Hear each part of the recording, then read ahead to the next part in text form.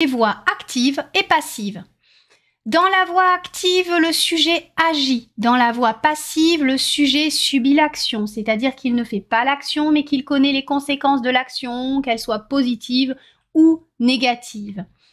Exemple, les ouvriers effectuent des travaux. Là, on va dire que le sujet représente les agents de l'action, ceux qui font l'action, les ouvriers.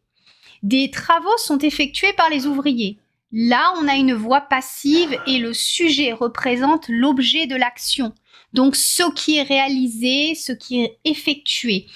Et là, ce qui est effectué, ce sont les travaux. Les deux phrases sont tournées différemment, mais elles expriment la même action, la réalisation de travaux par des ouvriers.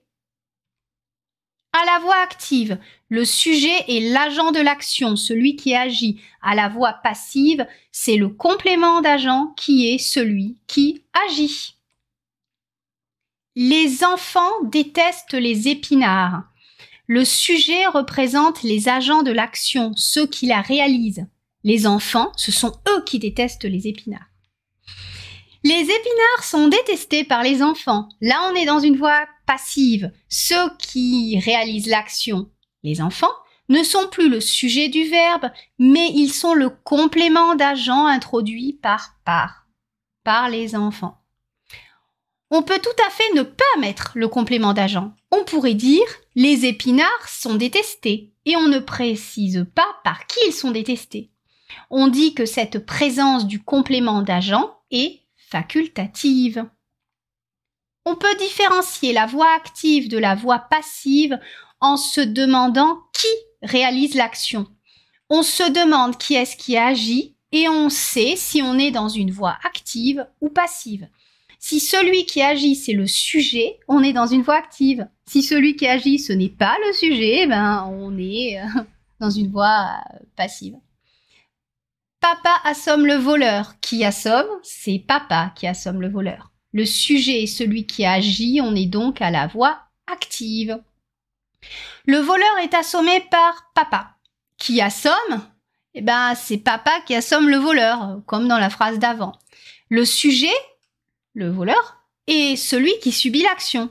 On est donc à la voix passive, mais celui qui agit, l'agent, c'est papa qui est introduit par dans un complément d'agent par papa. À la voix active, le complément d'objet direct, COD, est l'objet de l'action. À la voix passive, le complément d'agent est l'agent de l'action. L'ornithologue regarde les oiseaux. Là, l'objet de l'action regarder, c'est le COD, les oiseaux. Qu'est-ce qu'on regarde? On regarde les oiseaux. Les oiseaux sont regardés par l'ornithologue. Là, l'objet de l'action regarder, c'est le sujet, les oiseaux. Et finalement, on exprime la même chose avec la voix active et la voix passive. C'est l'observation des oiseaux par l'ornithologue. Il faut bien comprendre que le complément d'objet direct n'existe qu'à la voix active et que le complément d'agent n'existe qu'à la voix passive. Si vous voyez un COD, vous pouvez être sûr qu'on est dans le cadre d'une voix active. Et si vous voyez un complément d'agent, vous dites tiens, on est dans une voix passive.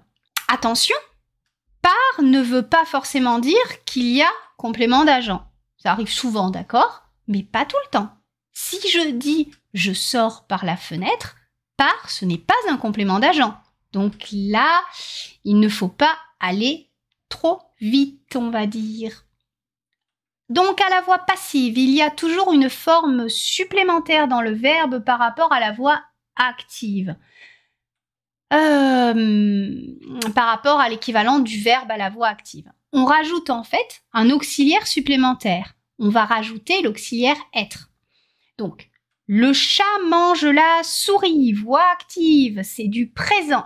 La souris est mangée par le chat. Voix passive, on rajoute l'auxiliaire être et on le conjugue.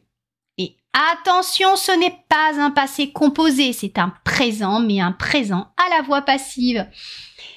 C'est ce que va nous montrer l'auxiliaire être. Donc, mange à la voix passive est en une seule forme. Le verbe est composé d'une seule forme verbale et manger est composé de deux formes verbales, l'auxiliaire et le participe passé. Pierre a mangé une mangue. Une mangue a été mangée par Pierre. À la voix active, on a une forme verbale en deux parties. On a a et on a mangé. Et à la voix passive, on a été mangé. C'est-à-dire qu'on est en trois parties au lieu de deux. On a rajouté le verbe être au participe passé été. Donc autant composer des verbes qui peuvent se mettre à la voix passive. Il y a donc un verbe avec un auxiliaire avoir à la voix active et un verbe avec deux auxiliaires avoir été à la voix passive. Pour résumer, une phrase à la voix active est une phrase dans laquelle le sujet fait l'action. Une phrase à la voix passive est une phrase dans laquelle le sujet ne fait pas l'action. Petit tableau pour résumer en fonction de qui effectue l'action, qui subit l'action, de la voix active et de la voix passive. À la voix active, le sujet est l'agent. Il effectue l'action et le COD subit l'action. C'est l'objet de l'action. À la voix passive, celui qui effectue l'action, c'est le complément d'agent. Et le sujet subit l'action, c'est l'objet.